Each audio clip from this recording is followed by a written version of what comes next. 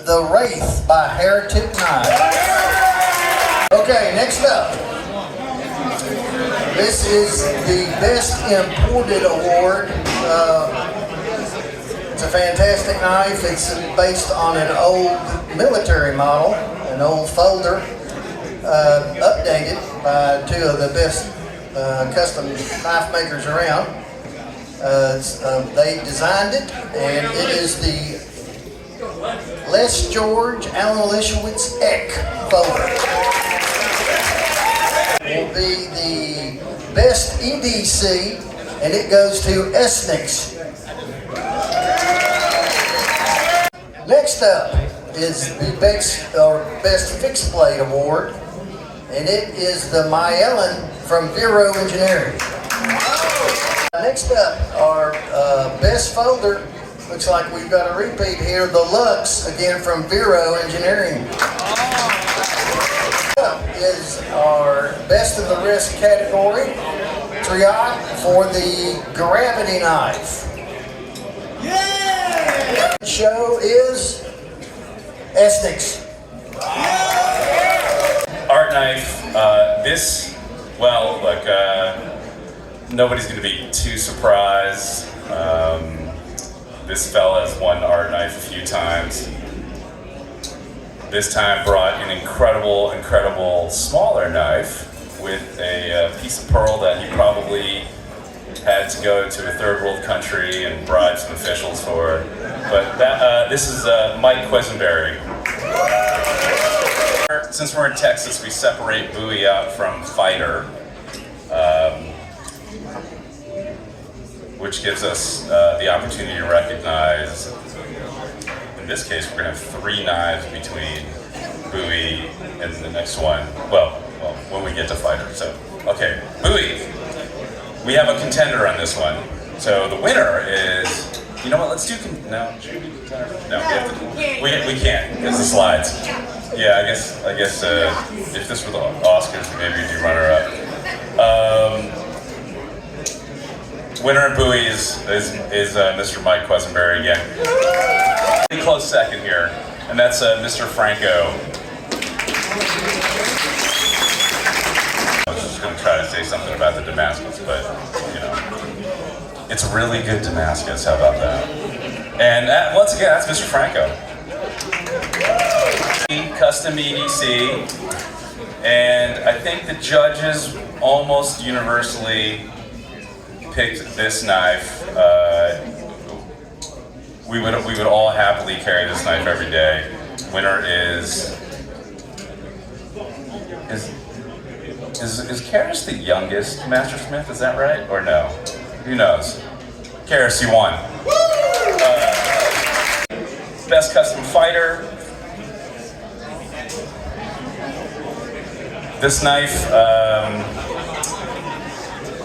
You can stab someone in style, let me tell you. And again, that's Mr. Franco. The winner here could have won in multiple categories, but he chose to break everybody's dreams in the Best Custom Folding Knife category. And that is Jared Oser's Hawk Sportsman. Best Custom Hunting Knife. This one was tight, but we had a lot of debate here. Ultimately settled on the winner. Very compact, great knife. We all agreed would be a great skinner. Would carry with us in the field. It's Jim Rodabaugh. Beautiful knife, great sheath, and the contender in this category for best custom hunting knife is Peyton Ram. Knife. Did someone just? Okay. Best custom kitchen knife, without any fanfare here, it's a beautiful, deadly, I don't know if that's really good for kitchen knives, slicer from Mr. Harvey Dean. Slip joint in Texas, always heavy entries.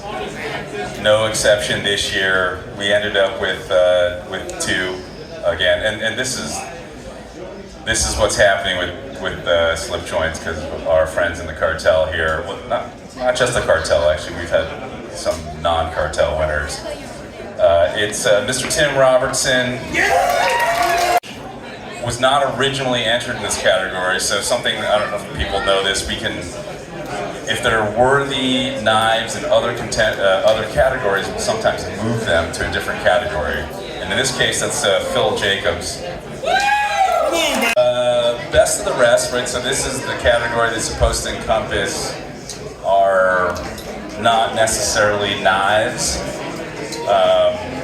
In this case, a very, very, very large knife won. It's a sword from Mr. Jason Knight. Best custom MAC. So not everybody knows what a MAC is. MAC stands for Machine Assisted Custom. And so this is a custom knife that has some element of a machine work.